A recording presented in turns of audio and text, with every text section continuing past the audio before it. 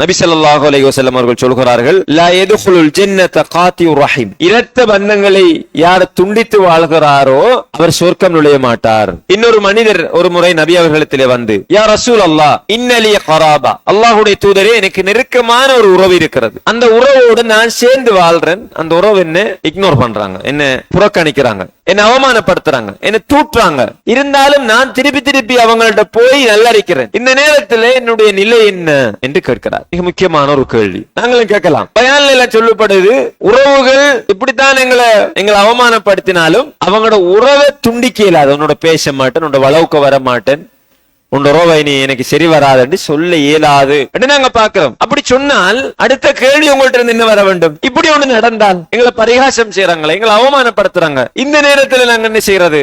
இப்ப எங்களோட மன உச்சை என்ன சொல்லும்? இப்படி ஒரு சம்பவம் எங்களுக்கு நடந்தால் நாங்க ஒரு உறவுகிட்ட போறோம், எங்களை அவமானப்படுத்துறாங்க, எங்களோட நண்பர்கள் என்ன சொல்லுவாங்க? உனக்கு வேலை இல்லையான்னு சொல்லுவாங்க. எங்களோட ஏனைய உறவுகள் என்ன சொல்லுவாங்க? உன்னை அவமானப்படுத்தின வளவுக்கு நீ போப்பறையான்னு சொல்லுவாங்க. இந்த தத்துவங்கள் வரும் சோசியல் மீடியாக்கள்ல, உன்னை மதிச்சாக்களை தனி மதிக்க வேண்டும், உன்னை மிதிச்சாக்களை நீ மிதிக்க வேண்டும், இதை கொஞ்சத்தை சேர்த்துக்கிறது ஒரு ஸ்டேட்டஸ். என்னமோ இந்த ஸ்டேட்டஸ் எல்லாம் வகி வந்த மாதிரி அதை எடுத்துக்கொள்றது. இப்ப இந்த இடத்துல எங்க மன இச்சைக்கு நாங்க கூடுதலான முக்கியத்துவம் கொடுக்கிறோம். அன்புள்ள சகோதரர்களே, இந்த நேரத்தில் எங்களுடைய விஷயத்துல செல்வாக்கு செலுத்துற ஒரு குணம் என்ன தெரியுமா? பெருமை, தக்கபுர். அதுக்கு நாங்க வச்சிருக்கிற பேர் எங்களோட தன்மானம். சரி, தன்மானம், எங்களோட கௌரவம், எங்களோட பிரஸ்டீஜ், எங்களோட ரெப்புடேஷன் எல்லாம் இருக்கட்டும். இஸ்லாம் என்ன சொல்லுது? மிஸ்தாஹ் என்பவருக்கு அபூபக்கர் ரலியல்லாஹு அன்ஹு அவர்கள் செலவு செய்து கொண்டிருந்தார்கள். இந்த மிஸ்தாஹ் ஆயிஷா ரலியல்லாஹு அன்ஹா அவர்களுக்கு விபச்சார அவதூறு சொல்றதுல மிக முக்கியமான ஒருவராக இருந்தார். அதே நேரம் மிஸ்தாஹ் பத்ர்ல கலந்து கொண்டு ஒரு சஹாபி. இப்ப தண்ட மகளை ஒரு விபச்சாரி என்று சொல்லிட்டாரே அல்லாஹுடைய தூதரின் மனைவி, சும்மா சொல்லல, ஊர் முழுக்க கதை பரவுது. ஆயிஷா ரலியல்லாஹு அன்ஹா அழுது அழுது அவங்களோட முகமே மாறுது. யார்கிட்ட போனாலும் முகம் பாக்குறாங்கல்ல. ரசூலுல்லாஹ் சொல்றாங்க, ஆயிஷாவே செஞ்சிருந்த தௌபா செஞ்சு கொள்ளுங்க சொல்றாங்க. இப்படி இருக்கும். இப்படி அவமானப்பட்டு மனம் நொந்து மாத கணக்கில் வீட்டோடு முடங்கி இருந்த ஒரு பிள்ளையினுடைய தந்தையினுடைய மனம் எப்படி இருக்கும் சகோதரர்களே? அப்ப இந்த குற்றச்சாட்டை சொன்னவனோட எப்படி கோபம் வரும்? ஆயுள் பகை உருவாகி இருக்க வேண்டும். அபூபக்கருக்கு அந்த மனநிலை வந்துச்சு.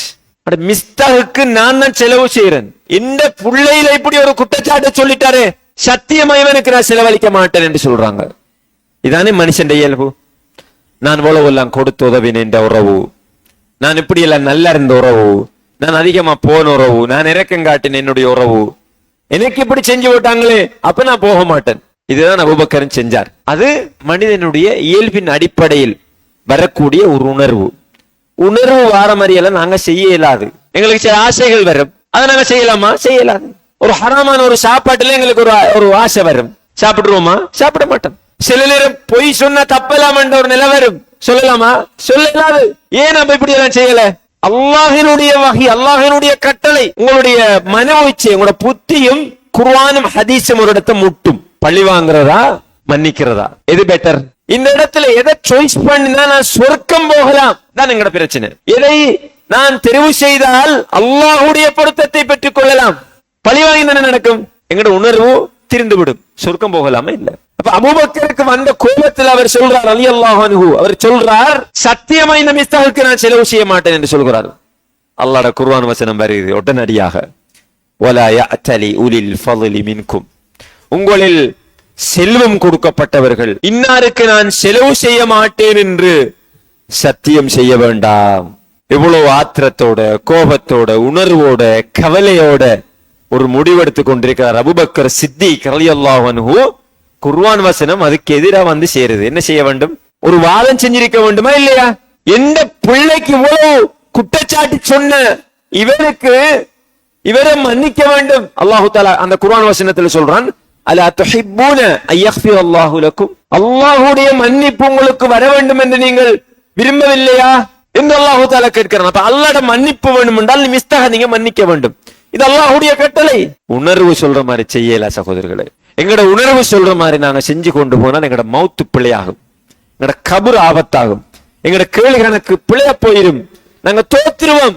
ஆகவே அவனை மன்னிப்போம். அல்லாஹ்வுடைய பொருத்தம் கொண்டு வர போகுது. சுப்ஹானல்லாஹ், அல்ஹம்துலில்லாஹ். அல்லாஹ்வுடைய ரிலாக்கு நிகர் என்ன இருக்கு இந்த துனியாவுல? நீங்க பெரிய ஒரு பணக்காரன், உங்களுக்கு நினைச்சா தண்டிக்கலாம், அவமானப்படுத்தலாம், உங்களை யாரும் கேளாது.